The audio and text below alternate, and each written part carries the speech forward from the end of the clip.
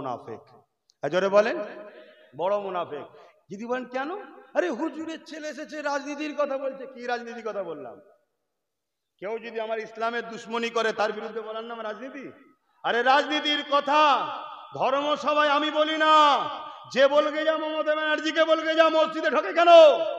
ও তো ধর্মকে দেখিয়ে রাজনীতি করে। কলিকাতার ঈদগাতে যাই কেন? ওকে যে জিজ্ঞেস করে যাই কেন ঈদের মাঠে দিয়ে এলি? আমার ধর্মে মহিলাদের এসা নিষেধ, ওকে যে বলকে যা। যারা ইফতার পার্টির নামে রাজনীতি করছে তাদেরকে যে বলকে যা।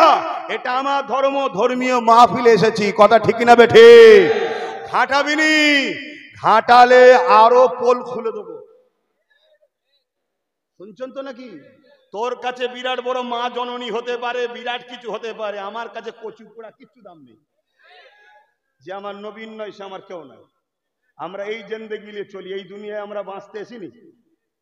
যদি মনে করিস মেরে দিবি, আরে বন্দুক বোমের সামনে, কামানের সামনে তোরা মরণ দেখিস, আল্লাহ আমাদেরকে জান্নাত দেখায়। বলুন সুবহানাল্লাহ। ওসব লে ভাবি না। জন্মিছে একদিন, মরবো একদিন। কবে? দুনিয়ার কেউ সিলেক্টেড করবে নাকি? না তকদিরে লিখা আছে? রাজনীতি কাকে বলে? ধর্মে নিয়ে, ধর্ম নিয়ে রাজনীতি কারা করে? আমি করছি? হ্যাঁ, যখন আমার ভাই, আমার ভাইকে চেনেন তো নওশাদকে, ও রাজনীতি করে, ও রাজনীতি করে, ওর পাশে দাঁড়িয়ে, ওর ব্যানারে যদি দাঁড়িয়ে কোনো কথা বলি, সেই কথার কন্টেস্ট তুমি করো না, তখন সেটাকে রাজনীতি বলবি, কন্টেস্ট করো। কিন্তু তুমি আমার ধর্মে এসে আমার ধর্মের বিরুদ্ধে কেউ আঘাত দেবে, আমার মসজিদকে কেউ, কেন্দ্র সরকার মসজিদ ভাঙতে চাইছে না চাই না? কেন্দ্র সরকার আইন করেছে না করে না? তাহলে এই সরকার, কেন্দ্র সরকারকে ক্ষমতাটা কে দিল? সংবিধান বিরোধী নয়? তো সংবিধান বিরোধী একটা আইন করবে কেন্দ্র সরকার, আর আমি জলসাই বসে যদি বলি কেন্দ্রের বিজেপি সরকার মসজিদ মাদ্রাসা ভাঙতে চাইছে, সংবিধান বিরোধী কালা কানুন করেছে, তার বিরুদ্ধে আমাদেরকে লড়তে হবে, এটা রাজনীতি হয়ে গেল? কথা বলছেন না কেন? এটা রাজনীতি হলো? ও রাজ ক্ষমতা দিয়ে সংবিধানের বিরুদ্ধে গিয়ে আমার মসজিদ মাদ্রাসাকে ভাঙতে চাইছে, ও ধর্মের দিকে, ও ধর্মের গোলামি করলো না, আর আমি ওর অন্যায়ের কথাটা আমার মসজিদের স্বার্থে বললাম, আমার মাদ্রাসার স্বার্থে বললাম, আমার দ্বীনের স্বার্থে বললাম, নবীর মেম্বারে বলবো না তো বলবো কোথায়? আর এটাকে যে মুসলমান বলে রাজনীতি করছে, সেই মুসলমানকে আপনারা মোমেন মনে করলো, কোরআন সুন্নাহ তাকে মুনাফিক বলছে। আপনাদের আপত্তি আছে? প্রমাণ চাও? চলে আসো না, প্রমাণ দিচ্ছি তুমি মুনাফিক, তুমি মুনাফিক। তুমি দুনিয়ার বেঈমান নেতাদের অন্যায় দেখলে তুমি দেখতে পাও না, আর আমার মসজিদ মাদ্রাসার জন্য উলামারা যখন কথা বলে তুমি তাদেরকে দেখে তোমার ঈর্ষা হয়, ঘৃণা হয়। এসব কথা বলার কি দরকার? জানতে হবে তোমার মধ্যে মুনাফিকি আছে। তুমি চাও ধর্মটা মিটে যাক, তুমি সেজে আছো মুসলিম সুরাতে। বলো আমার নবীর কষ্টের ইসলাম মিটে যাক, এটা তোমরা চাইছো? তাহলে আমার শেষ কথা, দোয়া করব, এমন লোককে সাপোর্ট করো না, এমন লোককে ক্ষমতায় এনো না, এমন লোককে ক্ষমতা দিও না যার ক্ষমতায় মসজিদ মাদ্রাসা দ্বীন ইসলাম গরিব মুসলমানদের উপরে জুলুম হবে। দিলে কি হবে? তুমি যদি কাউকে ক্ষমতা দাও, সে যদি তোমার লিয়া ক্ষমতা দিয়ে অন্যায় করে, তাহলে তুমি মরবে। ধরো আমার একটা লাইসেন্স প্রাপ্ত বন্দুক আছে, এখন আমি বন্দুকটা ইনাকে দিলাম, শুনছেন তো নাকি? এখন এই বন্দুকটা নিয়ে ইনি যদি কাউকে মেরে দেয়, আমি ধরা পড়বো না? পড়বো না? তাহলে আমার একটা জিনিস নিয়ে কেউ ক্ষমতায় এসছে আমার সাপোর্টে, আর সে চুরি করছে, সে খুন করছে, সে মসজিদের দুশ্মন, সে মাদ্রাসার দুশ্মন, সে কোরআনের দুশ্মন, অলিয়া অলিয়া দুশ্মন, আলেমদের দুশ্মন, আউলাদের রসুলদের দুশ্মন, খানদানের রসুলদের দুশ্মন, তাহলে এই পাপের বোঝা কি তোমার ঘাড়ে চাপবে না? কথা বলো, কথা বলো, চাপবে না? চাপবে না? শেষ কথা, কষ্ট হচ্ছে। আল্লাহ নবী বললেন অন্যায় দেখলে হাত দিয়ে রোকো। যদি হাতে ক্ষমতা না থাকে, মুখ দিয়ে অন্যায়ের প্রতিবাদ করো। যদি মুখেও প্রতিবাদ করার ক্ষমতা না থাকে, তাহলে অন্তর থেকে ঘৃণা করে দূরে সরে যাও। কেউ আইন করবে মসজিদ মাদ্রাসাকে মিটাবার, এটা নাই কাজ না অন্যায় কাজ? আল্লাহ নবীর হাদিস অনুযায়ী অন্যায় দেখলে হাত দিয়ে রোখো, তাহলে এই কালা কানুনের বিরুদ্ধে হাত দিয়ে লড়তে হবে। যদি হাতে ক্ষমতা না থাকে মুখ দিয়ে প্রতিবাদ করতে হবে। মুখেও যদি ক্ষমতা না থাকে অন্যায়কে ঘৃণা করে দূরে সরে যেতে হবে। এই তিনটের মধ্যে কোনোটা যদি না থাকে আল্লাহ নবী বলছেন তার মধ্যে ঈমান নাই। করবো না থাকবে, কিন্তু রাজনীতি হচ্ছে তো, রাজনীতি হচ্ছে না। ও তাহলে কেউ আমার মসজিদ মাদ্রাসা ভাঙার প্ল্যান করছে, তাহলে হাত দিয়ে প্রতিরোধ করো, নাই মুখ দিয়ে প্রতিবাদ করো, নাই অন্তর থেকে ঘৃণা করে। যদি তিনটার মধ্যে কোনোটা না থাকে, রসুল কি বললো বলুন বলুন? ঈমান নাই। আর কেউ মসজিদের হয়ে লড়াই করতে নামবে, কেউ মসজিদের হয়ে লড়াই করতে নামবে আর তাকে পুলিশ দিয়ে কেউ ধরে বন্দি করবে, এটা নাই করছে না অন্যায় করছে? যেটা বলে রাসূলুল্লাহর হাদিস অনুযায়ী এর বিরুদ্ধে হাত দিয়ে লড়তে হবে। যদি হাতে ক্ষমতা না থাকে মুখ দিয়ে প্রতিবাদ করতে হবে। যদি মুখেও ক্ষমতা না থাকে আর একে ঘৃণা করে দূরে সরে যেতে হবে। যদি এই তিনটের মধ্যে কোনোটা না থাকে তার মধ্যে ঈমান নাই। শুনছেন? লড়াই করতে নামবো মসজিদের দুশ্মনের বিরুদ্ধে, লড়াই করতে নামবো মাদ্রাসা দুশ্মনের বিরুদ্ধে, লড়াই করতে নামবো খানকা কবরস্থানের দুশ্মনের বিরুদ্ধে। আর হঠাৎ করে এর বুকে ব্যথা ধরে গেল, পুলিশ দিয়ে আমার মসজিদ মাদ্রাসার পক্ষে যারা নেমেছে তাদেরকে বন্দি করে তুলে নেবে।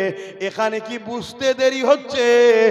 ও চায় ও আইন যেটা করেছে ঠিকই করেছে, ওর বিরোধী করুনি মসজিদ মাদ্রাসা ভাঙছে ভাঙুক, তাই তো নাকি গো? বলো এই দুটোর মধ্যে একটা আন্দোলন হবে না দুটোর বিরুদ্ধেই হবে? আমি সবাইকে জিজ্ঞেস করেছি, যে চুপ থাকবেন তার সম্বন্ধে শরীয়তের হুকুম হলো আমায় বুঝিয়েছেন যে আব্বাস গুনার মাপ আছে, বেঈমানের মাপ নাই। কি বললাম? গুনার বলবেন তো? এখানে একটা হাত তুলে বলুন তো যে কে আমার গুনাহ নেই, কে এমন আছেন বলুন? একটা লোক বলুন যে আমার গুনাহ নেই। কেউ আছে? কেউ বলতে পারবে না যে আমার গুনাহ নেই। কিন্তু গুনাহগারের মাপ আছে। এবার দেখুন গুনাহ আছে, আবার প্রত্যেকেই দেখুন জান্নাত কে যাওয়ার আশা, সবাই বলবে আমি যাব। কেন রে, গুনাহ আছে জান্নাত যাবি কেন? বলছে না, গুনাহগারদের জন্য জান্নাত যাবার দরজা আল্লাহ বন্ধ করেনি, খুলে রেখেছে। জোরে বলুন সুবহানাল্লাহ। কিন্তু বেঈমান, যে বেঈমান হয়, যার ঈমান নেই, সে কখনো জান্নাত যেতে পারবে? একটু হাঁকি না বলেন। তাই আমি যুবকগুলোকে বুঝাচ্ছি,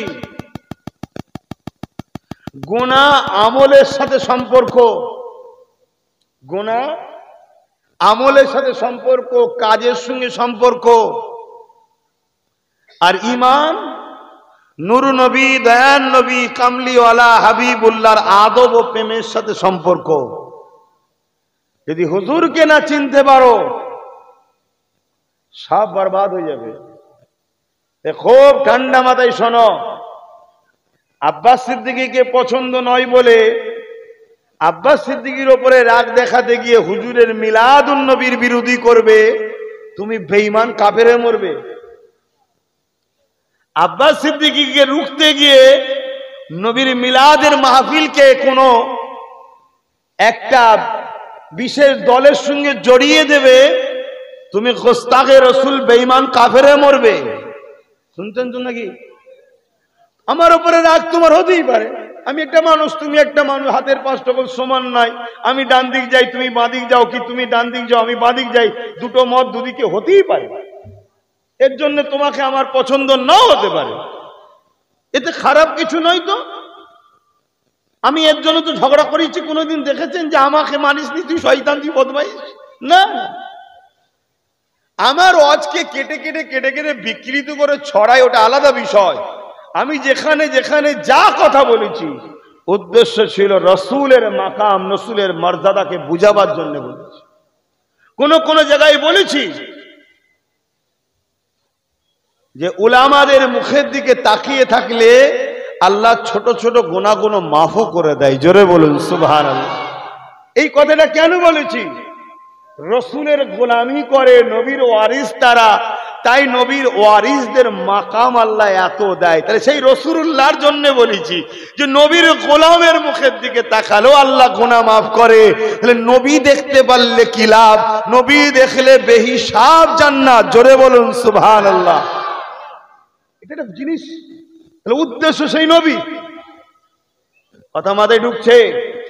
আজকেও আমি যতটুকু সময় বলবো এমনি 15 মিনিট নিয়ে আমার খেলিয়েছে, আবার 15 মিনিট আমার লেলিয়েছে।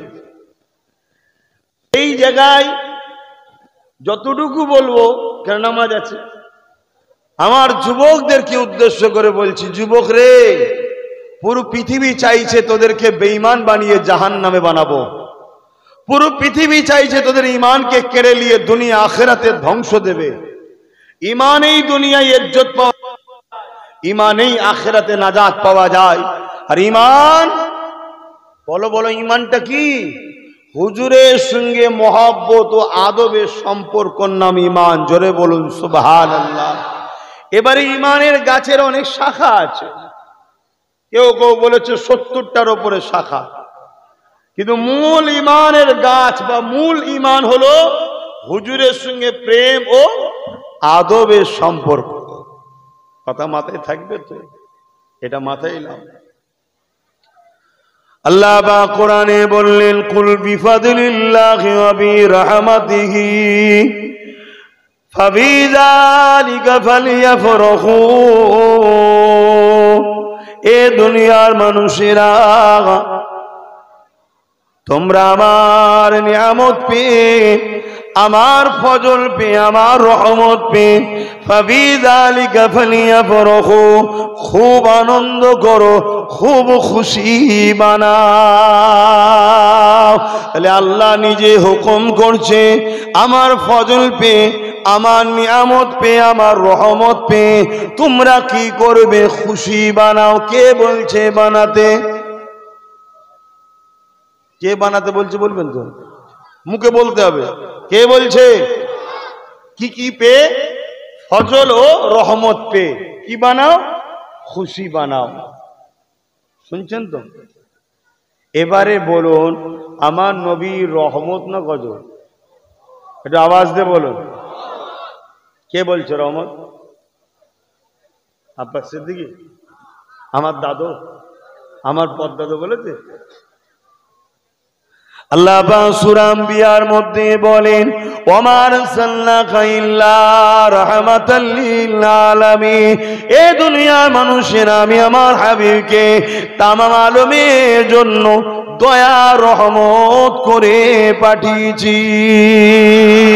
আল্লাহ প্রথম আয়াতে কি বলল? রহমত পেয়ে খুশি বানাও। দ্বিতীয় আয়াতে কি বলছে? রহমাতাল লিল আলামিন। তাহলে আল্লাহর হুকুম হলো রহমত পেয়ে খুশি বানাও। আমাদের ঘরে নবী পেয়ে খুশি বানানো, এটা আল্লাহ পাকেরই হুকুম।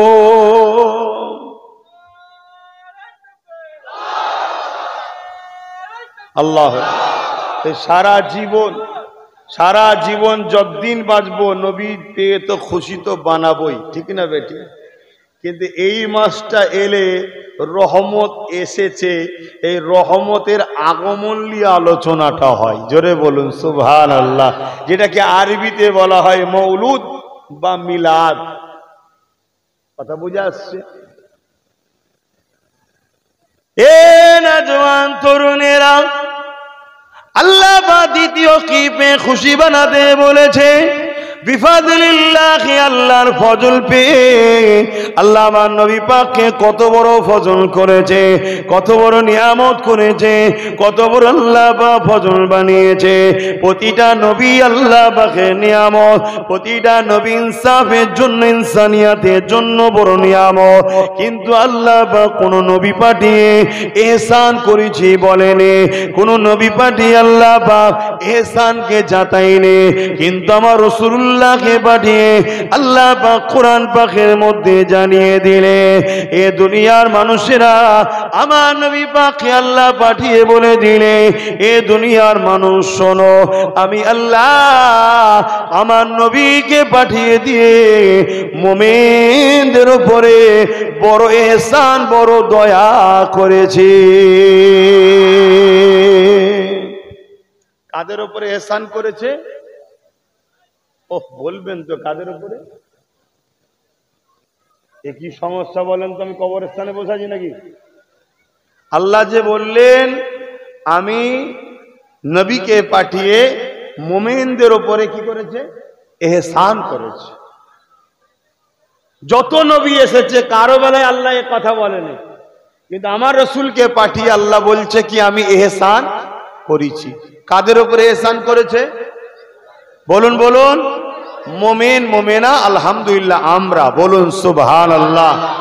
আল্লাহর ইহসান যখন আমাদের উপরে, মুমিন মুমিনদের মুমিনাদের উপরে, আমরাই তো সেই ইহসানের শুকরিয়া আদায়ের মাহফিল করছি। জোরে বলুন সুবহানাল্লাহ। লাকাদ মান্নাল্লাহু আলাল মুমিনিনা ইয বা'আসা ফীহিম রাসূলা। আল্লাহ কোরআনে জানিয়ে দিলেন, দুনিয়ার মানুষ শোনো, আমি অবশ্যই আমার হাবিবকে পাঠিয়ে মুমিনদের উপরে ইহসান করলাম। এই নওজোয়ান তরুণেরা, মুসলমান সবাই মুমিন নয়, কিন্তু প্রতিটা মুমিনই মুসলমান। এই মুমিন মুসলমান যারা, তাদের উপরে যখন আল্লাহ ইহসান করেছে, তাই পৃথিবী জুড়ে আমার রাসূলুল্লাহর মিলাদের মাসেতে মুমিন মুসলমানরা নবী পাকের মিলাদ কেন্দ্রিক আলোচনার মাহফিল করে, আল্লাহ শুকরিয়া আদায়ের মাহফিল করে, আল্লাহ পাকের রহমত বে খুশি আনন্দের আলোচনার মাহফিল করে। পাশাপাশি আল্লাহ পাক কোরআনে আরো জানিয়ে দিলে, এ দুনিয়া মানুষেরা, এ আমার বান্দা বান্দিরা, ওয়া আম্মা বিনিমাতি রাব্বিকা ফাহাদ্দিস, আমার নিয়ামত পে তোমরা খুব প্রচার করো, খুব প্রচার করো। আল্লাহ পাকের নিয়ামত পে আল্লাহ প্রচার করতে বলেছে। আমি উম্মতে মুহাম্মাদির কাছে জানতে চাই, গলা খুলে আওয়াজ দেবে, আমার নবী পাক আল্লাহ পাকের নিয়ামত না নিয়ামত নয়? জোরে বলুন। আমার নবীর থেকে বড় নিয়ামত কিছু আল্লাহ পাঠিয়েছে।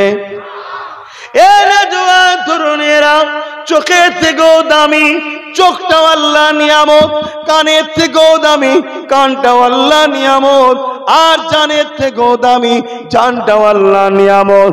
আল্লাহ জান দিয়ে ইহসান করেছি বলেনি, চোখ দিয়ে ইহসান করেছি বলেনি, কান দিয়ে ইহসান করেছি বলেনি, জবানে কথা দিয়ে ইহসান করেছি বলেনি। কিন্তু বাড়ির রবিউল আউয়ালে নূর নবী, দয়ার নবীকে পাঠিয়ে দিয়ে আল্লাহ পাক বললেন ইহসান করেছে। এবং আল্লাহ বললেন আমার নিয়ামত পেয়ে তোমরা প্রচার করো, আম্মা বিনিমাতি রব্বিকা ফাহাদ্দিস, রবের নিয়ামতের প্রচার করো। এই মাসে সব থেকে শ্রেষ্ঠ আল্লাহ নিয়ামত এসেছে, সেই নবীর আগমনের প্রচার এই মাসে বেশি বেশি করা হয়। আরো জোরে বলুন সুবহান। বলো ঈদে মিলাদুন নবী চলবে না চলবে না? তুই কি করছিস মোবাইলে?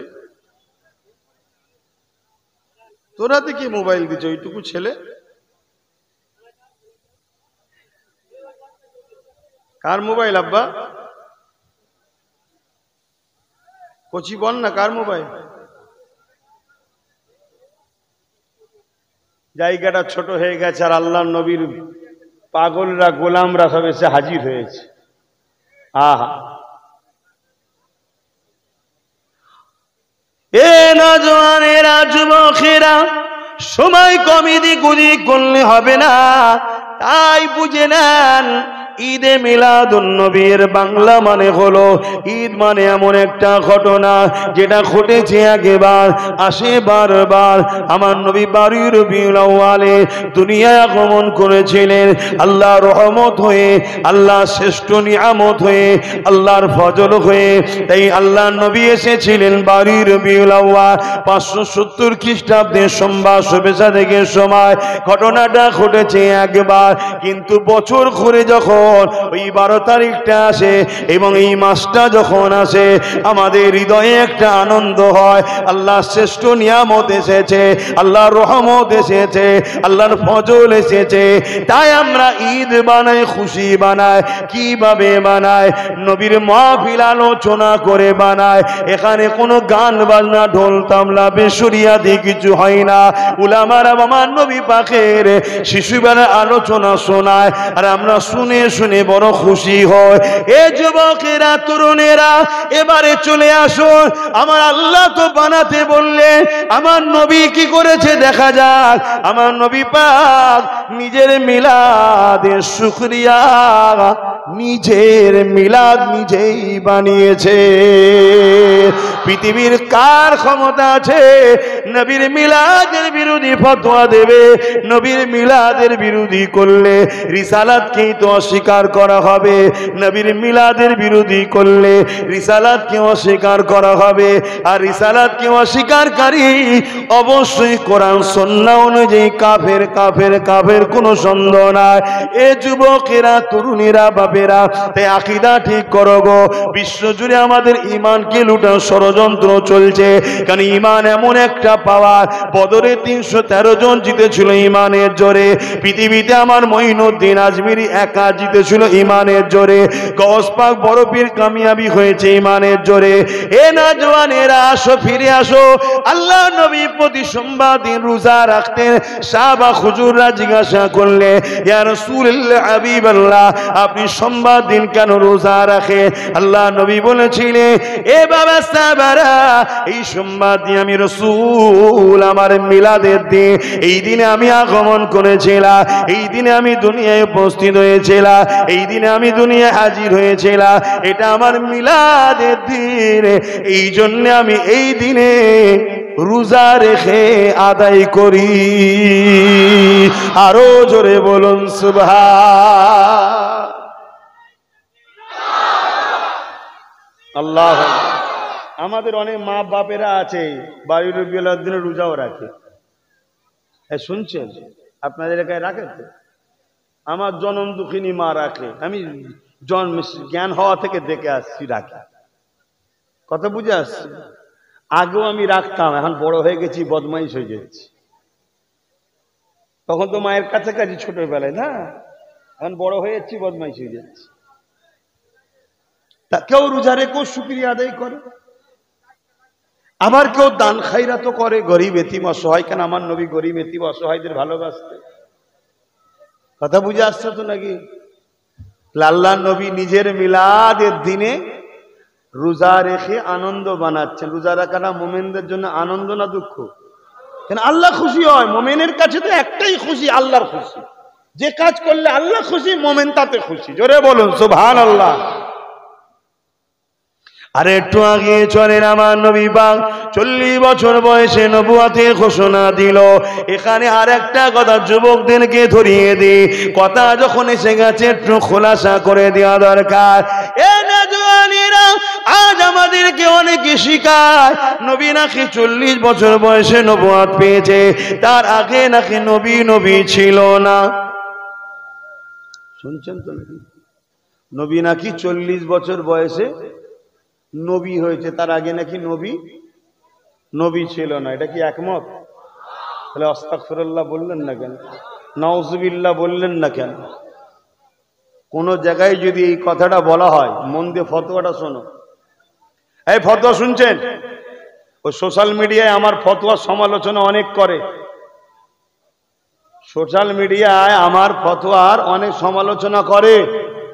দাম থাকে তো চ্যালেঞ্জ অ্যাকসেপ্ট করো, বসো না দেখি এক জায়গায়। ও আম্মা বিনিআমাতি রাব্বিকা ফাহাদ্দিস, আল্লাহ শুকরিয়া আদায় করছি, অহংকার নয়। শুনছেন তো? আচ্ছা বাবা, এটাকে উপর দিকে তুলে দে, আকাশমুখো করে দে, আর ঝগড়া হবে না, কেউ বলার নেই। তাহলে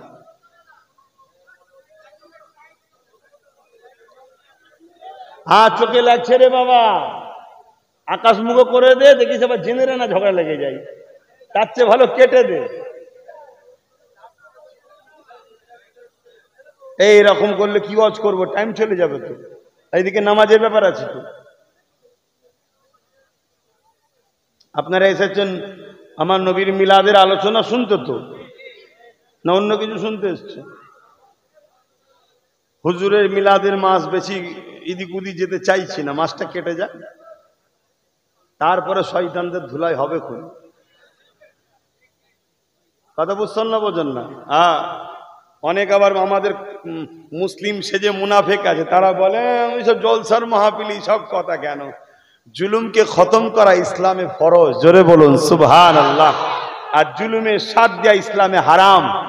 জুলুমকে দেখে যারা চুপ থাকে তারা কিয়ামতের দিন বুবা শয়তান হয়ে জাহান্নামে যাবে। শুনছেন?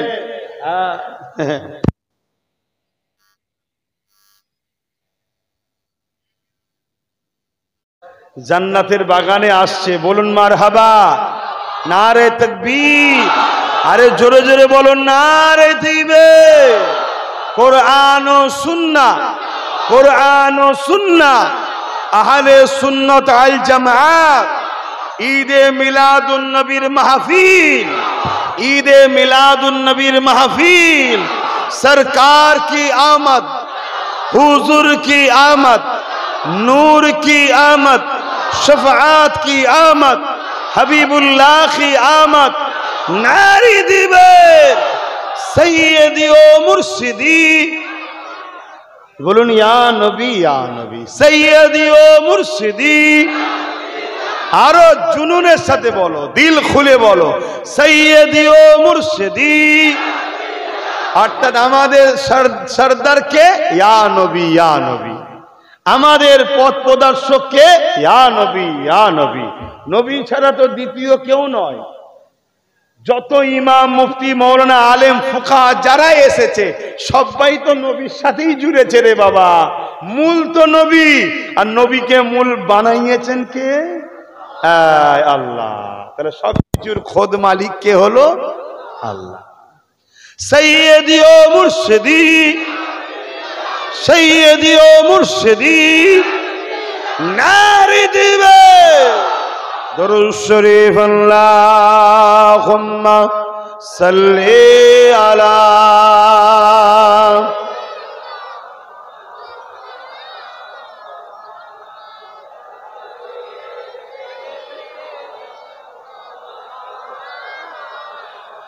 फलक के नजारों, ज़मीं के बहारों, फलक के नजारों, ज़मीं के बहारों, खुशी सब मनाओ, हुजूर आ गए हैं, हुजूर आ गए हैं, हुजूर आ गए हैं, हुजूर आ गए हैं, हुजूर आ गए हैं। उठो गम के मारो, चलो बेसहारो, खबर ए सुनाओ, हुजूर आ गए हैं, हुजूर आ गए हैं, हुजूर आ गए हैं, हुजूर आ गए हैं, हुजूर आ गए हैं। अनोखा निराला उजी सानाया, अनोखा निराला उजी सानाया, सारे नबियों का सुल्तान आया। আমার নবী সমস্ত নবীদেরও সুলতান, জোরে বলুন সুবহানাল্লাহ। এই শান, এই মাকাম আমার নবীকে দিচ্ছেন কে? তাহলে আল্লাহ যদি দেয় আর আমরা যদি না মানি, মূলত নবীর বিরোধী করলাম না আল্লাহ? জোরে বলেন। হ্যাঁ, খুব সাবধান। লা ইলাহা ইল্লাল্লাহ,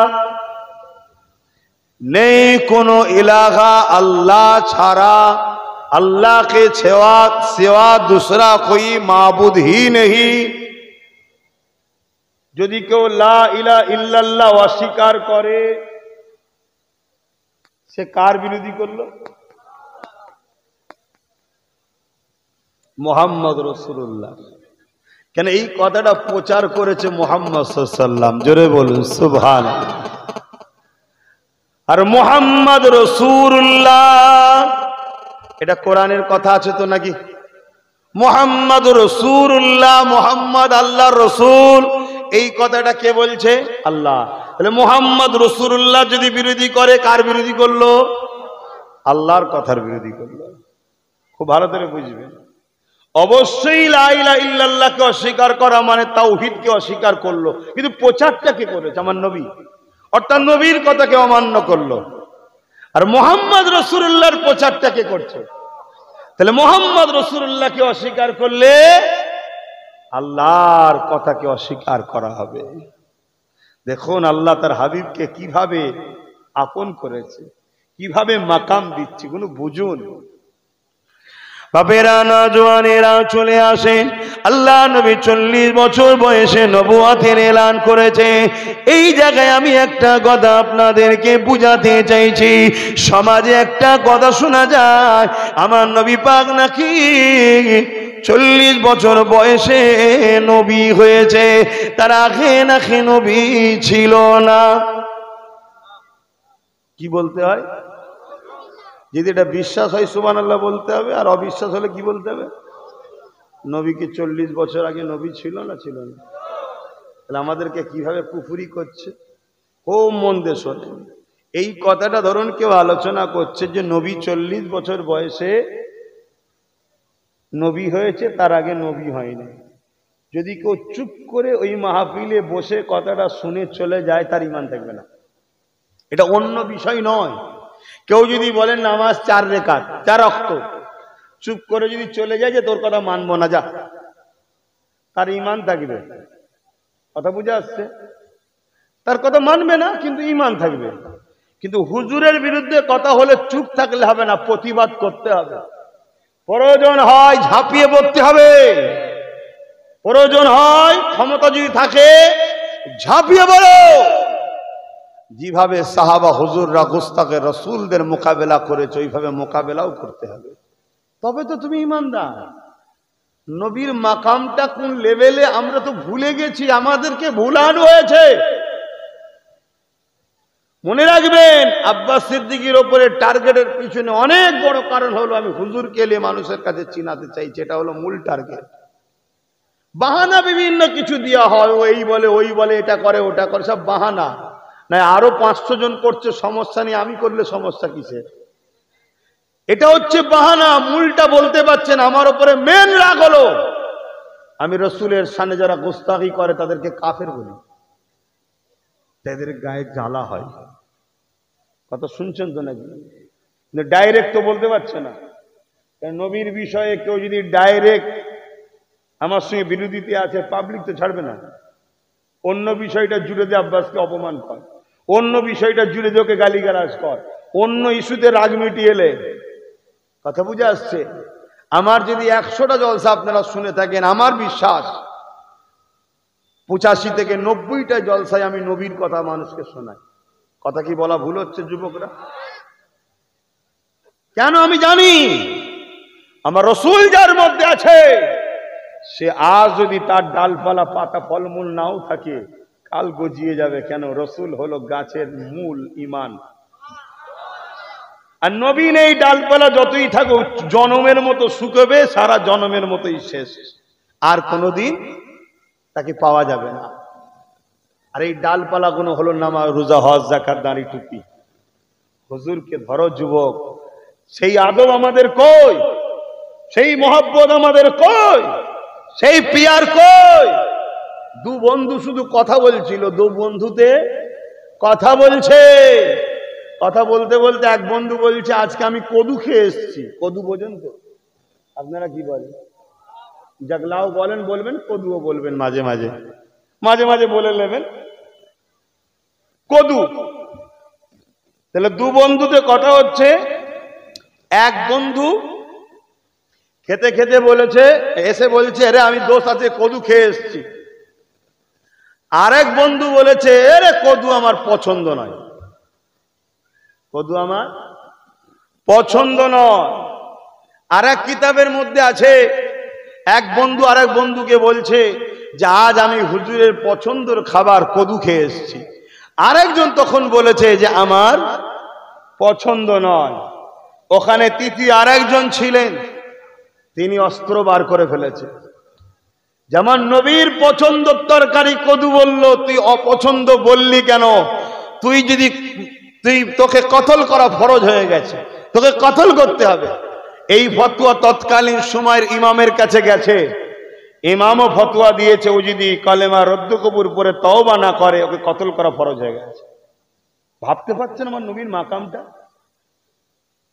আরে আমার পছন্দ তো নাও হতে পারে, না, হুজুরের পছন্দ বলেছে, ওখানে আর কোনো কথা। আমার নবী চিনতে পারছেন তো আব্বারা? হ্যাঁ, এটা আল্লাহর বন্ধু। আমার নবী পাক তাহলে কবে থেকে নবী বাবা আদম আলাইহিস সালাম পানি কাদা সঙ্গে যখন মিলেছিলে, তারও হাজারো হাজারো হাজারো হাজারো সাল আগে আমার নবী আল্লাহ পাকের কুদরতি কাছে নবী ছিলেন।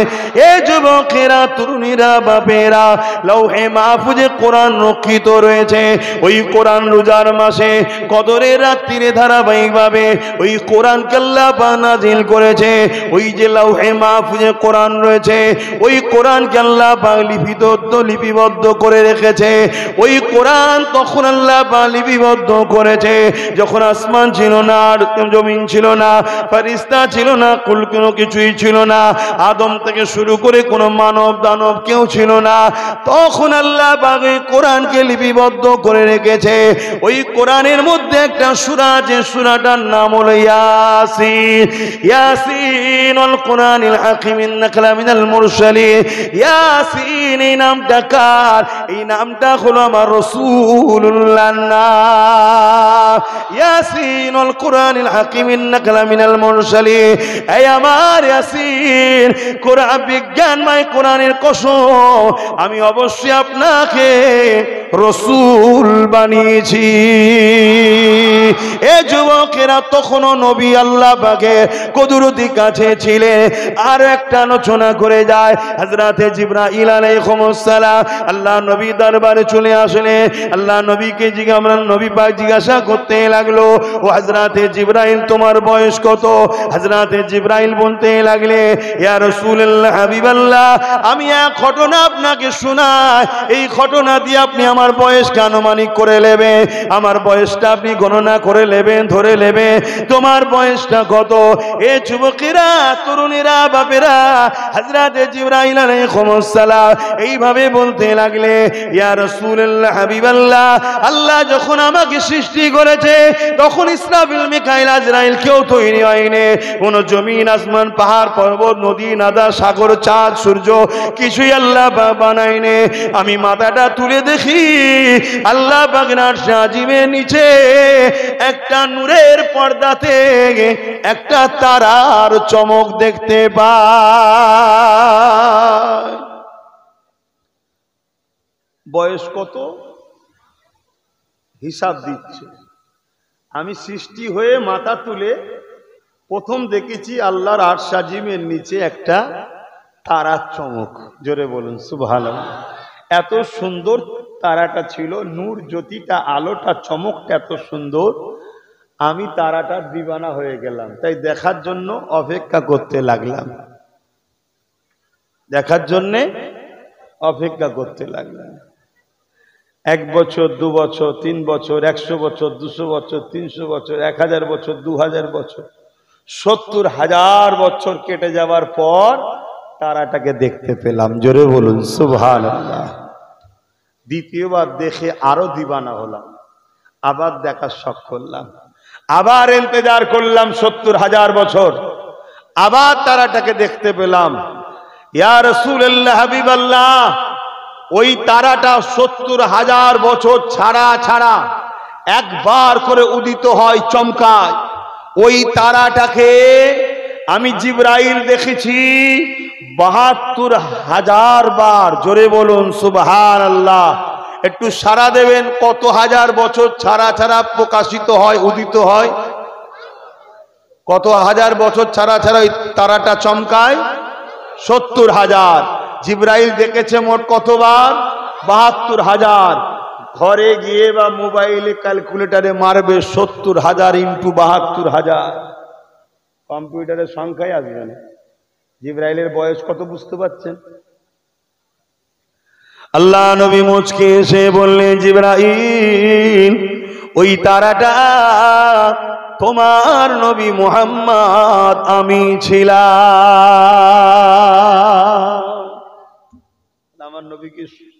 আমার নবী কি 40 বছর বয়স থেকে নবী? আরে 40 বছর বয়সে ডিউটি শুরু করেছে, এলান করেছে আমি নবী, আমাকে আল্লাহ নবী করে পাঠিয়েছে। আর এই যে বলে ফেললাম আমি নবী, এটা আবার কেউ না কেটে ছেড়ে দেয়। দেখো আব্বাস সিদ্দিকী বলছে আমি নবী। কি পেরেশান, অজ করে শান্তি নেই। এমন সব বেরিয়ে পড়েছে মোবাইলে, কাটাকুটি এমন করছে, নিজের অশুনে নিজেও চমকে যাচ্ছে। যখন ছাড়ছে আমি আবার কখন কি বললাম আমি। আবার নতুন একটা অ্যাপ বেরিয়েছে, কি এআই, সেম মুখ সেম গলা সেম কিছু, যা খুশি তাই করে দিচ্ছে। একদিন দেখলাম এই কি বলে ওই সরবেরিয়ার ব্রিজটা নাকি ভেঙে পড়ে যাচ্ছে। তা কি 2-3 দিন আগে ওইদিকে জলসায় গেছি, তো মালুম, হ্যাঁ দেখেছিস তো? আজ দেখেছেন এই ব্রিজটা তো ভাঙা দেখাচ্ছিল না। ইমান বাঁচানো বড় মুশকিল। একজন মুমিনের উপরে কেউ যদি সন্দেহ করে তার ইমানের ক্ষতি হবে। একজন আলেমে, যারা রসুলের ওয়ারিস, আলেম তো দুই ধরনের, একটা খায়রুল উলামা, একটা শাররুল উলামা। একটা আল্লাহ রসুলের পক্ষে, আর একটা হলো দুনিয়ার জালিম অত্যাচারী শাসকদের পক্ষে। দুই উলামা আছে না নাই? একটু বলবেন তা কিনা? হ্যাঁ, একদল উলামা মুখ খোলে আল্লাহ রসুলের জন্যে, জুলুমকে মিটাবার জন্য কথা বলে, এতিমদের পক্ষে কথা বলে, বিধবাদের পক্ষে কথা বলে, গরিবের পক্ষে কথা বলে, রাষ্ট্রপ্রেমের কথা বলে, মানবতার কথা বলে, ইনসাফের কথা বলে, ইনসানিয়াতের কথা বলে। আবার একদল উলামা আছে চোরেদের গুণ গায়, গুন্ডাদের গুণ গায়, খুনিদের গুণ গায়, চরিত্রহীনদের গুণ গায়, সমাজ বিরোধীদের গুণ গায়, এক কথাই জালিম শাসকের গুণ গায়, বিনিময়ে অর্থ লায়। এদেরকে রসুলের ভাষায় এরা জাহান্নামে যাবে। শুনছেন তো নাকি? কার ভাষায়? রসুলের ভাষায়। এখন এই কথা বলাতে কোন ডাক্তার সাহেব ফতোয়া দেবে, কোন উকিল সাহেব ফতোয়া দেবে, আরো কিছু ভাড়াটিয়া টাট্টু মলি সাহেব ফতোয়া দেবে। জাহান্নামী বলা কাউকে উচিত নয়। আরে আমি কে বলার? শরিয়াত যদি কাউকে বলতে বলে তুমি আপত্তি করছো কেন? মনে রাখবে, একটা হক্কুন নাস, একটা হক্কুল্লাহ। নামাজ কাজা করেছে জাহান্নামী বলতে পারবে না, রোজা কাজা করেছে জাহান্নামী বলতে পারবে না। পাপী পাপী গুনাহগার আল্লাহ চাইলে তওবা করবে, জগৎ বিখ্যাত ওলি বানিয়ে দিতে পারে। জোরে বলুন সুবহানাল্লাহ। কিন্তু হক্কুন নাস এতিমের মাল ঝেড়েছে, গরিবের ঝেড়েছে, বিধবার ঝেড়েছে, অসহায় ঝেড়েছে, বর্ষার তেরপল চুরি করেছে, চাল চুরি করেছে, ঘর চুরি করেছে। এ হারামখোর শয়তান, এরা মানুষের হক মেরেছে। আল্লাহ বলছে এদেরকে আমি মাফ করব না যতক্ষণ পর্যন্ত না যাদের ঝেড়েছে তারা না মাফ করে। যদি 100টা টাকা 100 কোটি লোকের হয়, 100 টাকা ঝাললে 100 কোটি লোকের কাছে ক্ষমা চাইতে হবে। এই হারামখোরগুলো চাইবে কখন? এজন্য রসুল বলেছে জালিমদের ঠিকানা জাহান্নামে, এবং রসুল বলেছে জাহান্নামীদের ঘরে যখন জাহান্নামে দেওয়া হবে তাদের এই চেহারা থেকে বিকৃত করে দেবে এবং কোরআন বলছে তাদেরকে উলাইকা কাল আনাম, তারা হলো চতুষ্পদ জন্তুর নয়, বলহুম আদাল, তার থেকেও নিকৃষ্ট, তার থেকেও নিকৃষ্ট, তার মানে শূকর খিঞ্জিরের থেকেও খারাপ। কথা শুনছেন তো নাকি? অতএব বাপ, গরিবের উপরে অত্যাচার জুলুম করো না, আর যদি কেউ করে তার সাথে সাথ দিও না, এটা বহুত বড় পাপ, এটা হক্কুন নাস, এটা হক্কুন নাস, বান্দার হক, বান্দার হক। অতএব বাপ ভাইয়ের আমার, রাসূল পাক সাল্লাল্লাহু আলাইহি সাল্লামের সঙ্গে কেউ যদি গুস্তাখি করে তার কোনো নাজাত নাই, তার মাপ নাই। এবং আল্লাহ বলেছেন তোরা যদি আমার সঙ্গে কিছু করিস, আমার ইবাদত বা আমার বিষয়ে তুই যদি ভুল বলেও ফেলিস, বিয়াদবিও করে ফেলিস, আমার কাছে কাঁদবি, তওবা করবি, কলেমা রদ্দ কফুর পড়বি, আমি আল্লাহ তাদেরকে মাফ করে দেবো। জোরে বলুন সুবহানাল্লাহ। আর আমার হাবিবের সানে কেউ যদি গুস্তাখি করে, আমি আল্লাহ তাকে মাফের রাস্তা দেখাবো না। তা আল্লাহ যদি হিদায়েত না দেয়, কেউ হিদায়েত হতে পারবে? তা আল্লাহ বলছে তাকে আমি রাস্তা দেখাবো না। মানুষ ভুল করার পরে তার মধ্যে অনুশোচন তো আল্লাহই দেয়, যে না এটা ভুল হয়ে গেছে রে, তওবা করে লে রে। আল্লাহ বলছে ওই সুযোগটাই ওকে দেবো না, কেন আমার বন্ধুর বিরুদ্ধে গেছে, অতএব ওকে আমি আমার জাহান্নামে দেব। শুনছেন তো নাকি? হ্যাঁ, বিদেশে পড়লেই যে বড় আল্লামা হয়ে যায়, বড় লকআপ থাকলেই বড় আল্লামা হয়ে যায়, আর লোক বেশি হলেই যে বড় পীর সাহেব হয়ে যায়, এমনটা ঠিক ব্যাপার নয়। ব্যাপারটা হচ্ছে উলামা নবীর পক্ষে কি বলছে দেখো, নবীর শানে তার আদবটা কি আছে দেখো, নবী লিয়ে তার আকীদা কি আছে দেখো, নবী লিয়ে তার মাকাম, নবীর মাকাম লিয়ে তার হৃদয়ে কি, তার ভাষাতে কি বেরোচ্ছে দেখো। শুনছেন তো নাকি? হ্যাঁ, যদি বড় আলেম বলো, তাহলে ইবলিস শয়তান কি ছোটখাটো ছিল নাকি? এরা যদি ইবলিসেরও ওয়াজ পেত, মনে হয় ওইটাকেও কেটে আমার সঙ্গে জুড়ে দিত। দেখো বড় মাওলানা কি বলছে শোনো। শুনছেন তো নাকি? আমার কথা কি খারাপ লাগছে? আমার আব্বাগুলোর, আমার ভাইগুলোর খারাপ লাগছে কি? এরা ফিতনাবাজ, এরা আমার বিরোধী করতে করতে কি বলছে জানেন? এরা আমার বিরোধী করতে করতে বলছে নবীও জানেন কে জান্নাত কে জাহান্নামে যাবে। কি গো, আপনারা কি বিশ্বাস করেন নাকি? নাউজুবিল্লাহ বললেন না কেন? সকলে বলুন নাউজুবিল্লাহ। নবী জানে না কে জান্নাত যাবে, কে জানে? হ্যাঁ, জানে না? হাদিস বা খুলে দেখো, কাব বিন রাবিয়া আমার রাসূলুল্লাহর খাদিম ছিলেন। আল্লাহ নবীর কাছে একদিন খিদমতের সময় হাজির হয়ে গেলে, আল্লাহ নবী জালালে এসে গেলে, নবী আমার বলতে লাগলেন, এ কাব বিন রাবিয়া রে, দীর্ঘ বছর ধরে আমার খিদমত করছো, আমার দরবারের কাজ কাম করছো, আমার দরবারে ঝাড়ু পোছা কাজ কাম করে দাও। এ কাব বিন রাবিয়া, কোন দিনের জন্য তুমি আমার কাছে কিছু চাইলে না। ইয়া রাসূলুল্লাহ, হাবিবাল্লাহ, চাইবো আপনার কাছে, আল্লাহর কাছে চাইতে হবে, তো আপনার কাছে কেন চাইবো? এটা কি বলেছিল নাকি? আর নবী বা কেন বললো আমার কাছে চাইলে না? চাইতে তো আল্লাহর কাছে হয়। কি আজীব আজীব সব মাওলানা বেরিয়েছে। হ্যাঁ, শুধু একটাই কাজ, কাফের বানাও, বেঈমান বানাও। কারণ ঈমান যদি থাকে, পুরো পৃথিবীর সুপার পাওয়ার এক হয়ে গিয়েও এদেরকে মিটাতে পারবে না। পারমাণবিক শক্তি থাকলেও ঈমানের মোকাবেলায় কখনো বিজয় হতে পারে না। ঈমানের পাওয়ার এমন একটা পাওয়ার, 850 বছর আগে চলে গেছে বাগদাদের সুলতান গৌসুল আজম বড় পীর, 850 বছর আগে চলে গেছে, কিন্তু ঈমানের পাওয়ার এমন একটা পাওয়ার, আমেরিকা আকাশপথে হাজারো মিসাইল ফেটেছে, একটাও বাগদাদে ফাটেনি। কেন? এখানে ঈমানের পাওয়ার ওয়ালা নবীর গোলাম গৌসুল আজম রয়েছে। জোরে বলুন সুবহানাল্লাহ। খেয়াল করে দেখুন, ঈমানের পাওয়ার এমন একটা পাওয়ার, 800 বছর আগে চলে গেছে সুলতান হিন্দ আতায়ে রসুল মঈনুদ্দিন আজমিরি সঞ্জালি, সে জেল আশ্রয় হোক না কেন, দেশের মাথায় বসলে গরিবে নওয়াজকে প্রতি বছর এই নজরানা দেশের প্রধানমন্ত্রীকে পাঠাতে হয়। শুনছেন তো নাকি? শুনছেন না আমার কথা? মাইকেরা যে বুঝতে পারছেন তো আব্বাজানেরা? ইমান ইমান ইমান, ইমানের পাওয়ার দেখুন। মুর্শিদে আলা সৈয়দনা আবু বকর সিদ্দিক আল কুরাইশি ফুরফুরাবি রহমাতুল্লাহ আলাইহি, দেখো না যত লাট সাহেবই হোক ঘুর ঘুর ঘুর ঘুর ঘুর ঘুর ঘুর ঘুর করে তিনার কাছে যেতে হয়। কি যেতে হয় না? হয় না? এটা ইমানের পাওয়ার। অত ইমান বাঁচাও যুবক, ইমান বাঁচাও। ইমান নবীর প্রেম ও আদবের নাম।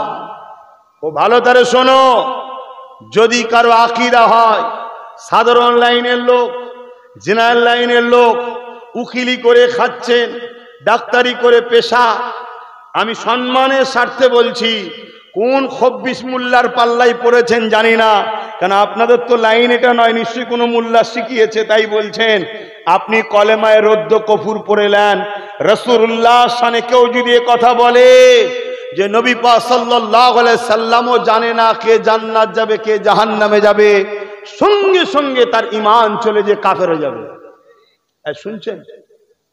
আরে কথা বলবেন তো, শুনছেন তো নাকি?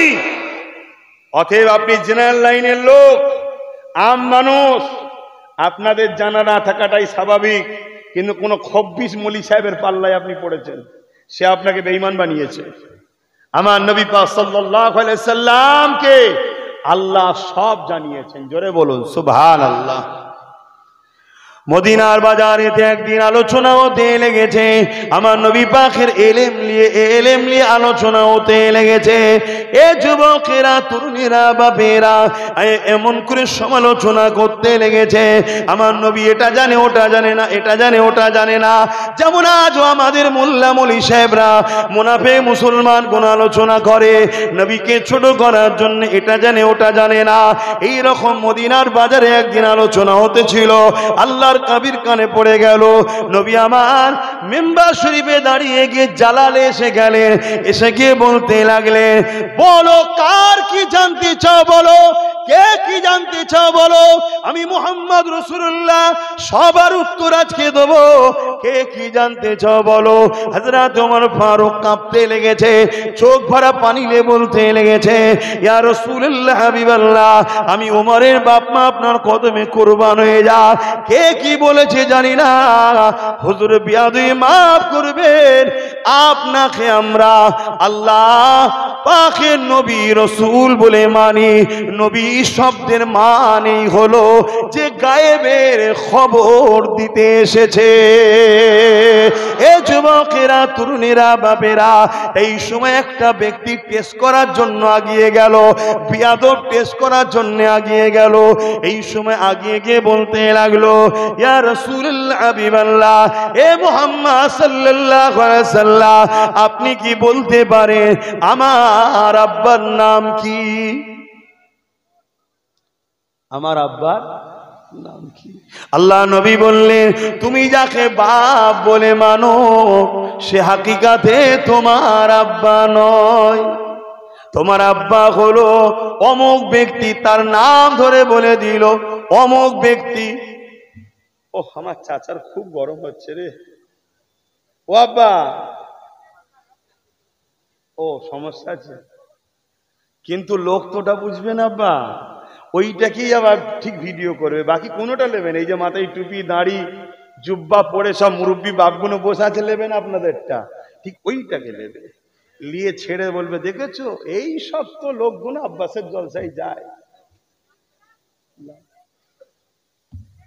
যাকে দেখতে পারিনি তার চলন মেকা। আমি একটা কথা বলছি, মন দিয়ে শোনেন, আপনাদের জানা দরকার তো নাকি না? আপনাদের মধ্যে ঢুকছে যে হুজুর এসছে নামাজের কথা বলবে, রোজার কথা বলবে, এইসব মনে হচ্ছে নাকি? নামাজ রোজার কথা বলতে আমি আসিনি, নামাজ রোজার কথা বলার জন্য ইমামের কাছে বসবেন। আপনার মসজিদে ইমাম নেই, বসবেন, শিখবেন। ছোটবেলা থেকে 8 বছর বয়সে মা বাপের দায়িত্ব বলা, আমাদের কথা হলো নামাজ পড়েও কবুল হচ্ছে না, 72 দল নামাজ পড়েও জাহান্নামে যাবে। কেন?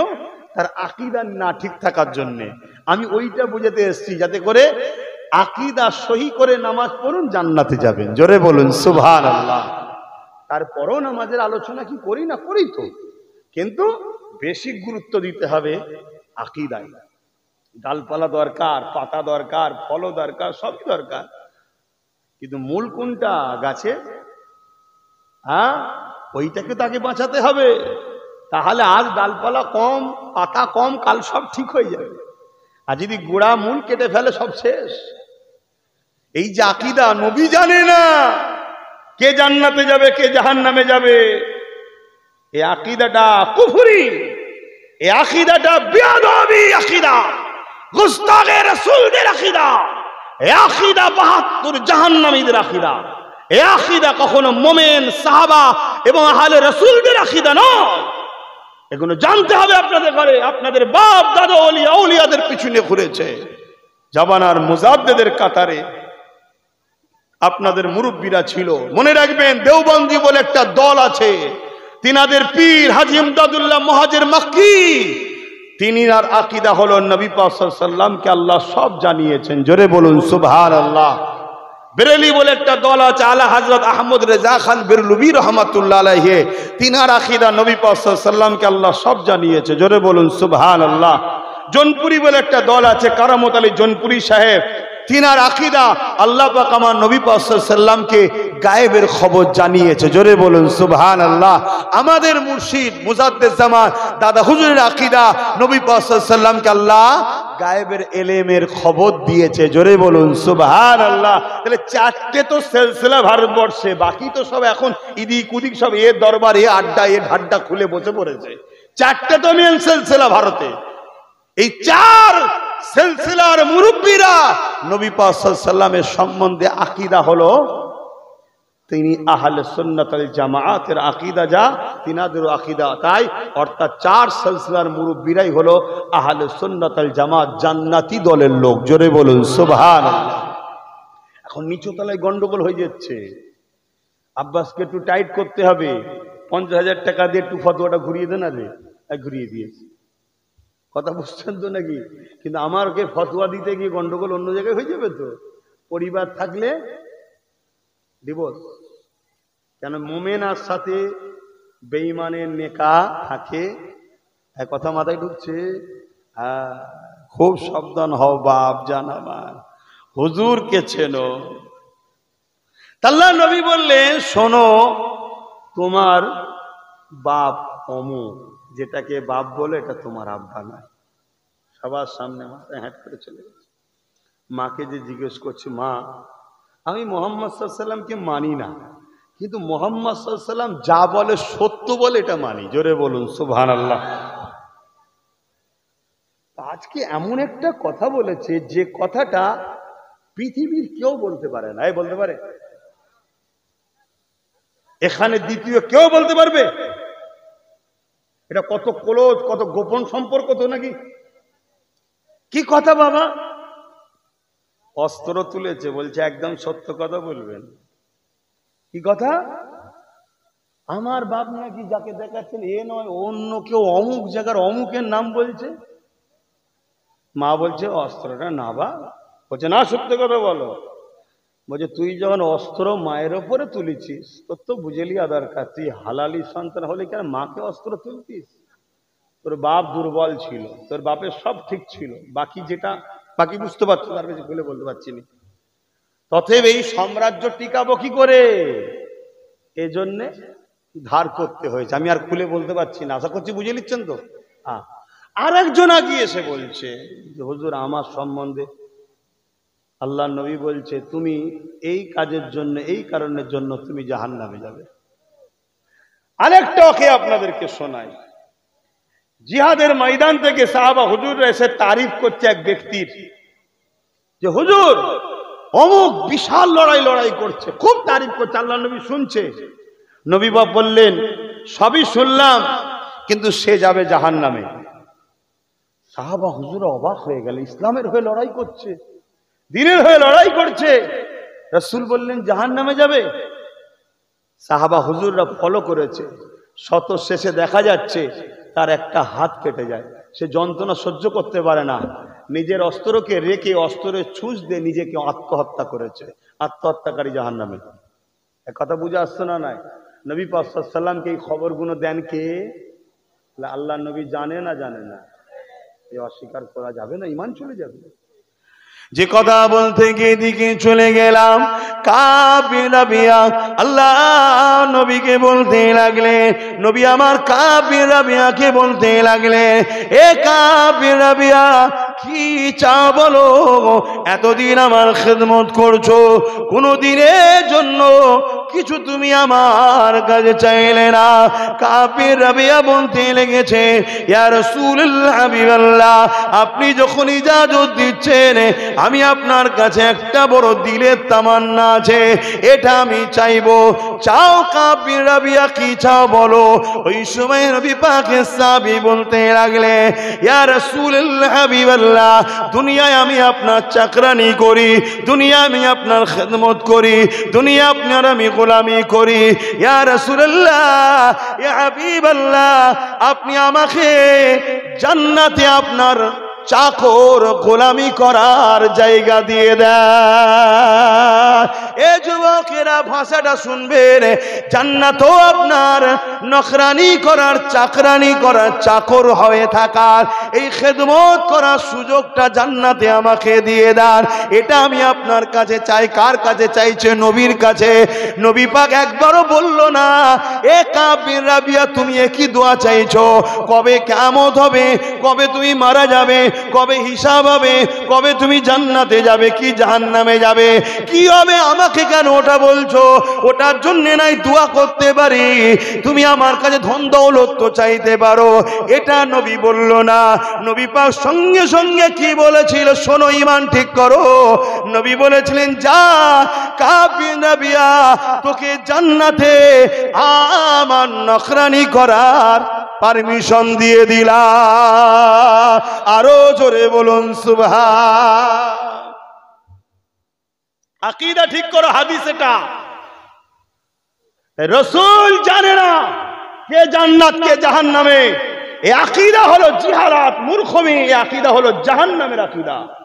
কিন্তু কোন জেনারেল লাইনের লোক, প্যান্ট শার্ট পরা, দাড়ি চাঁদা, ডাক্তার, উকিল, জজ, সাধারণ লোক যদি এ কথা বলে, তাহলে জানতে হবে এর মাথায় কোনো মোল্লা ঢুকিয়েছে।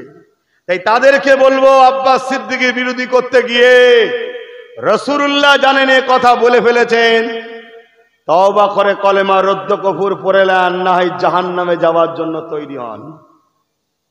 সব দাদাগিরি ঠান্ডা হয়ে যাবে যখন মিনহা খালাকনাকুম ওয়া ফিহা নুঈদুকুম ওয়া মিনহা নুখরিজুকুম তাহারাতান উখরা বলে কবরে দিয়ে আসবে, তখন সব ঠান্ডা হয়ে যাবে। আর মুস্তাফার গোলামরা শুনে রেখে দাও, তোমাদের চিন্তা নাই যদি সত্যি নবীর গোলাম হও, ইনশাআল্লাহ আব্বাস সিদ্দিকও চিন্তা করে না, ইনশাআল্লাহ হুজুরের গোলামির আশায় বসে আছি, গোলামির বরকতে কামিয়াবি পাবে আশায় বসে আছি। মনে রাখবে, কবরে যখনই দেওয়া হবে কামলিওয়ালা তখন হাজির হয়ে যাবে। জোরে বলুন সুবহানাল্লাহ, আরো জোরে বলুন সুবহানাল্লাহ। মনে রাখবে, কবর তিনটে প্রশ্নের জায়গা। ইমাম বুখারী মুসলিম বলছে একটা প্রশ্নের জায়গা, সেটা হুজুরকে দেখিয়ে বলা হবে, ইনি হলেন মুহাম্মদ সাল্লাল্লাহু আলাইহি ওয়াসাল্লাম, ইনার সম্বন্ধে তোমার আকীদা কি ছিল বলো।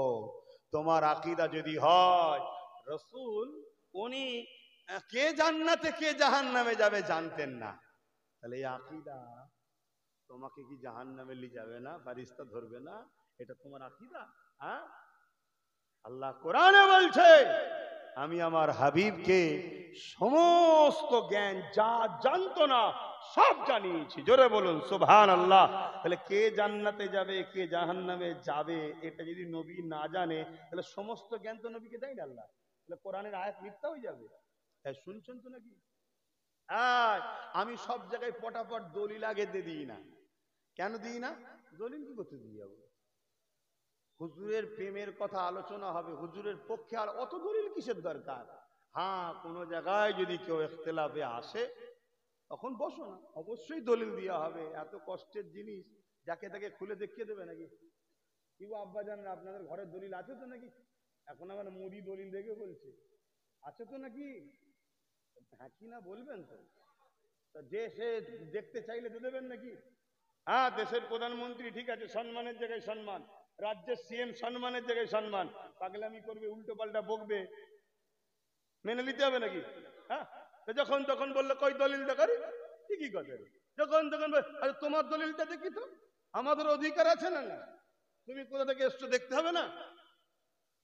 হ্যাঁ, তাহলে আমরা সেই লোক যেখানে সেখানে দলিল খুলে বার করে বসে থাকিনি, আমার আছে আমার আছে, চলো না কোর্টে চলো দলিল দেখাবো, কি এটাই তো বলি নাকি? কোর্টে চলো দলিল দেখাবো।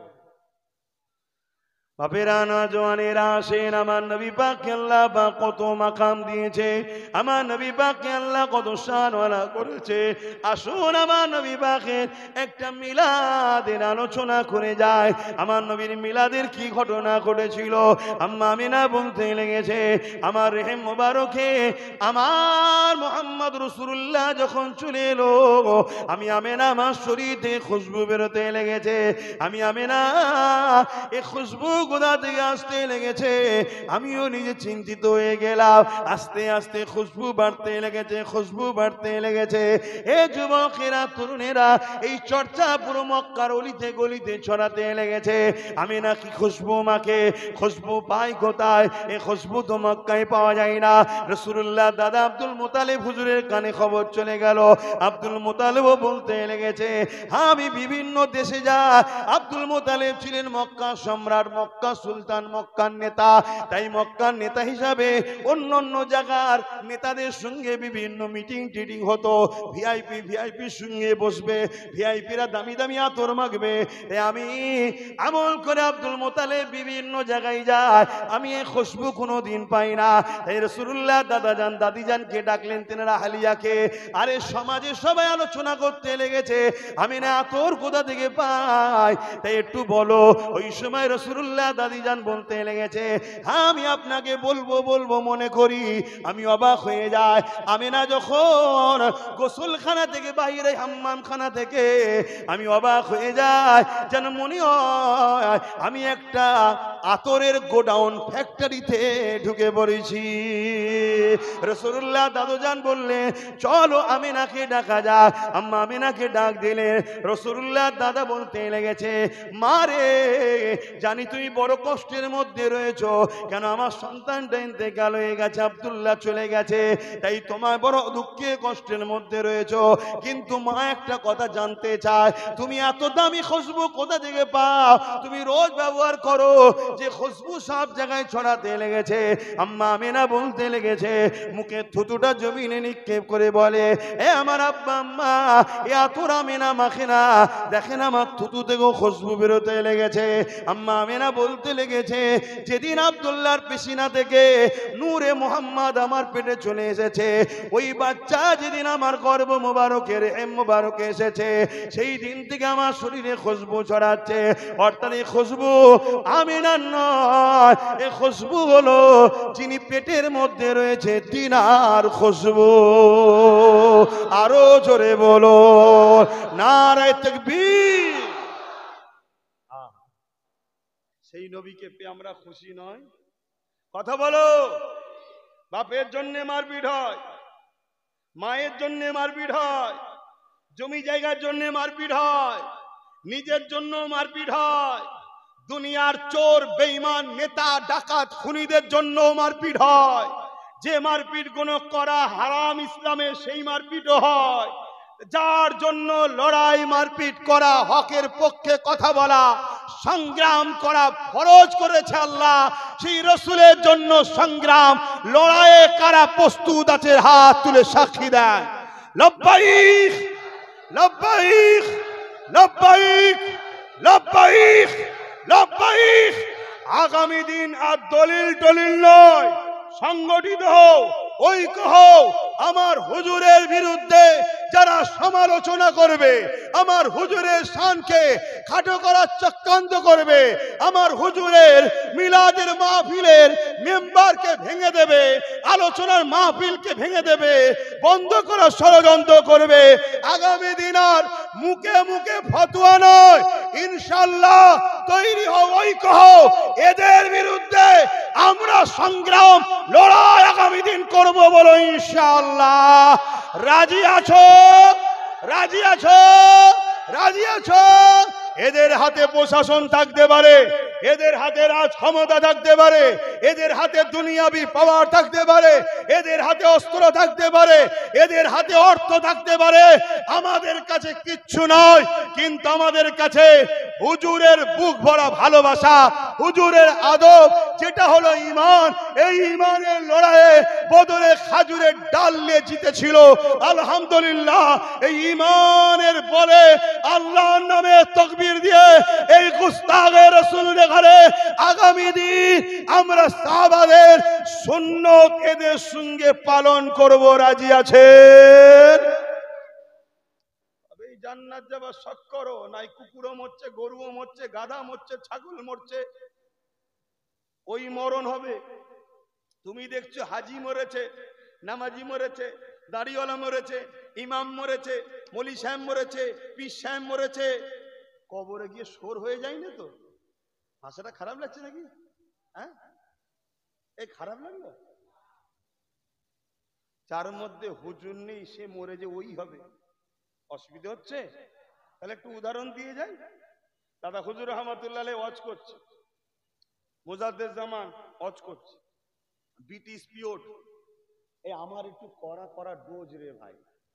অনেক ডাক্তার আছে খদ্দের ধরে রাখে হালকা ডোজ দিয়ে, আমি ধরে রাখার লোক নয়। কড়া ডোজ দাও, যার ভালো হবার হবে না একেবারে চলে যাবে। যা, অসুবিধা হচ্ছে আব্বা? কি দরকার, ধরে রাখার সময় আছে না? যা তেল মেকিয়ে মেকিয়ে সে আমার বাপকে ভালোবাসার বেলায় বলবো খনি, একটু আমার আব্বাকে হুজুর বল না, ওখানে নাই তেল মাখাবো খনি। আমার নবীর বেলায় কোনো তেল তেল মাখাতে পারবো না। মানতাই মান, না মান গিয়ে জাহান্নামে চলে যা, আমার দেখার দরকার নেই। আর এ ঐক্য, এই ভাব পাওয়ার আমার আল্লাহ দেখছে আব্বাস সিদ্দিকী কার জন্য করছে। আমার আল্লাহ দেখছে যে আব্বাস পাগলা হয়ে গেছে কার জন্য, আমার আল্লাহ দেখছে। না কি দরকার এসব করাতে? আমার দুশ্মন বাড়ছে না কমছে? হ্যাঁ, আমার দুশ্মন বাড়ছে। যারা আল্লাহ মানে না, নবী মানে, তারা হুজুর মানবে? হ্যাঁ, ভাবতে হবে তো। যে শয়তান, যে বদমাইশ, যে জালিম কত নিরীহ মানুষকে হত্যা করেছে, ক্ষমতাশালী প্রভাবশালীদের ঘরে বোম মেরেছে, তাকে আমি লকআপ দিয়ে দিচ্ছি। কথা বুঝে আসছে না? না, তাহলে সে দুশ্মন বাড়ছে না কমছে? কিন্তু কোন সাহসে? আমি হুজুরের জন্য মরতে রাজি আছি। তুমি যদি রাজি হও আসো, হাত মিলাই। মুখে মুখি কথা অনেক হয়েছে, এবার একটু দেখা দেখি হবে। তুই যদি বলিস আমার আছে, আমারও রয়েছে, আছে না নাই? আয়, তুই মরলে জাহান্নামে যাবি কেন? তুই জালিম শয়তানের জন্য লড়াই করছিস। আর আলহামদুলিল্লাহ, যারা হুজুরের জন্য মরবে তারা সাহাবা হুজুরদের সঙ্গে হাসর নাসর হয়ে জান্নাতে যাবে। জোরে বলুন সুবহানাল্লাহ। ফাইসাল্লাহ তো ক্লিয়ার রে বাবা, ফাইসাল্লাহ তোর আমার বাপ করে দিয়ে যায় না, ফাইসাল্লাহ তো আল্লাহর কোরআন, নবীর হাদিস, ইমাম মুস্তাহিদরা করে দিয়ে গেছে। দিনের মতো সত্য, দিনটাকে বুঝতে পারছো না ইসলামকে? হ্যাঁ, দুটো তো দিক আছে। একজন লড়াই করছে বেঈমান, অত্যাচারী, জালিম, ইসলাম বিদ্বেষী, মসজিদ, মাদ্রাসা, কোরআন, শরিয়াত, কবরস্থান বিদ্বেষীর হয়ে লড়াই করছে। আর আরেকজন লড়াই করছে মসজিদ, মাদ্রাসা, দিন ইসলামের হয়ে। এত দিনের মতো স্পর্শ, তাও বুঝতে পারছো না? তাহলে কবে বুঝবে? মুজাদ্দেদ জামান ওয়াজ করছে, আর একজন বসে বসে খুব বিয়াদবি করছে। কথা বুঝে আসছে? অনেকক্ষণ দেখে দাদা হুজুর শুধু মুরিদদের বলেছে, বাবা ওর কি হয়েছে একটু দেখতো বাবা, এরকম বিয়াদবি করছে কেন? ও কত সুন্দর মুরিদ ছিল, আর এখন সব মুরিদ, এখন মুরিদ মজা লিচ্ছে, মজা মজা লিচ্ছে। মজা লিতে যে কি ফাঁসা ফাঁসবে বুঝতে পারছে না। বলো, তোমাদের হয়ে বলার কে আছে? তোমাদের হয়ে লড়ার কেউ আছে? তোমাদের হয়ে বলার কেউ আছে? তোমাদের লাশ পড়লে কেউ কাঁদে? তোমাদেরকে কেউ মেরে দিলে কেউ কথা বলে? আর যে একটা দুটো যা বলছে তাদের পক্ষ আবার তোমরা লড়ছো না। তারা যদি মুখটা বন্ধ করে নেয়, আল্লাহ মাফ করে দেন। আপনার হাবিবই তো বলেছে, বলতে না পারিস অন্তর থেকে ঘৃণা কর। আমি জালিমদেরকে ঘৃণা করি, বলা বন্ধ করে দিলে কি হবে? হ্যাঁ, সবাই তো আসছে রসগোল্লা, পান্তুয়া, বিরিয়ানি, রান ছেড়ে চলে যাচ্ছে। আমিও তো এরকম করে চলে যেতে পারি, কি দরকার এসব কথা বলা? তো মুজাদ্দেদ জামান বললেন, বাবা দেখতো বাবা ওর কি কেন বিয়াদবি করছে, দেখতো কি হয়েছে। আর মুরিদ তো সেরকম, কে রে বিয়াদবি, মার মার মার মার, মরে গেছে। মারতে মারতে কি করেছে বলবেন তো? দাদা হুজুর বলে, বাবা দেখতে বললাম মেরে দিলি, দেখতে বললাম কি হয়েছে জিজ্ঞেস করবি তো, মেরে দিলি, যা পুঁতে দিকে যা। কি বললেন? পুঁতে দিকে যা। অস চলছে, ইংরেজ পিওর পুলিশ এসে হাজির, ইংরেজ পুলিশ এসে হাজির। এমনিতে ইংরেজ আলেম ওলামা মুসলমানদের দুশ্মন ছিল। আরে সবাইকে আপন নাকি? কেউ একজন খবর দিয়েছে তো, একটা দুটো থাকে না, থাকে না, খবর দিয়েছে। আর এসে হাজির একদম পুরো। দাদা হুজুর অজ করছে, ইজাজত নিলেন যে একটু কথা বলবো। কি হয়েছে বাবা, কি বলবে? না, আপনার ভক্ত মুরিদদের মধ্যে মানুষকে মেরে ফেলেছে শুনছি। কারা কারা মেরেছে স্বীকার যদি করে ভালো, আর নচেত আমি আপনার বিরুদ্ধে স্টেপ নিতে বাধ্য হব। শুনছি। দাদা হুজুর বললেন, বাবারা, এই ইংরেজ প্রশাসন শোনো বাবা, আমার ভক্ত মুরিদরা কখনো মানুষ মারতে পারে না। সবাই বললেন না, আমার ভক্ত মুরিদরা কখনো মানুষ মারতে, জোরে বলুন। আমরা মানুষ বলতে কি বুঝি?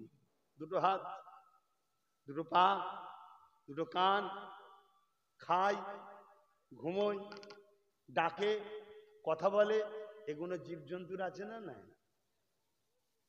কিছু বুঝতে পারছেন? কিন্তু আমরা মনে করি এইগুলো থাকলেই মানুষ। না, এইগুলো থাকার নাম মানুষ নয়, এগুলো জীবজন্তুদেরও আছে। যারা যে খবর দিয়েছিল তারা তো দেখছে এখন পুলিশ হাজির আছে, এখন সাক্ষী দিলার অসুবিধে কি আছে? তারা ডেকে এলি যে দেখাচ্ছে প্রশাসনকে, এইখানে পুঁতেছে, এখানে পুঁতেছে। হ্যাঁ, টাটকা মাটি একদম চাপা দিয়া মতো। প্রশাসন বললো খুঁড়ে ফেলো। খুঁড়ে দেখছে একটা সোর পড়ে আছে। শুনছেন কি বলছি? একটা সোর পড়ে আছে। প্রশাসন গুনার কিছু বয়ন এসে দাঁড়িয়ে আছে, বুঝে নিয়েছে লোক চারটিখানি লোক নয়। দাদা হুজুর অজ করলেন, নামলেন, হাত জড়ো করে বলছে, আমাদের মাফ করে দেবে, আমাদেরকে মাফ করে দেবে। দাদা হুজুর একটাই কথা বললেন, আবার শোনো বাবা, আবু বকর এমন শিক্ষা দেয়নি যে তার শিষ্যরা আল্লাহ শ্রেষ্ঠ সৃষ্টি মানুষকে মেরে ফেলবে। সূরাতে সকলে মানুষ দেখলে হয় না, নবীর মাহফিলে বসে